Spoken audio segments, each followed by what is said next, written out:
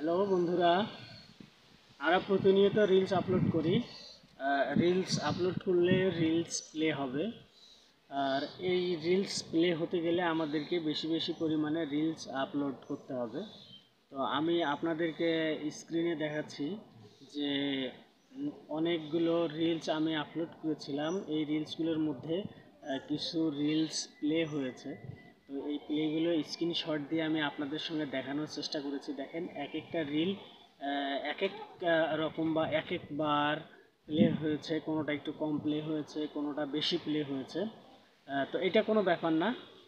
আপনার রিলস, আপনি কোয়ালিটি সম্পন্ন রিলস আপলোড করতেই থাকুন, তাহলে আপনার রিলস অবশ্যই অবশ্যই প্লে হবে।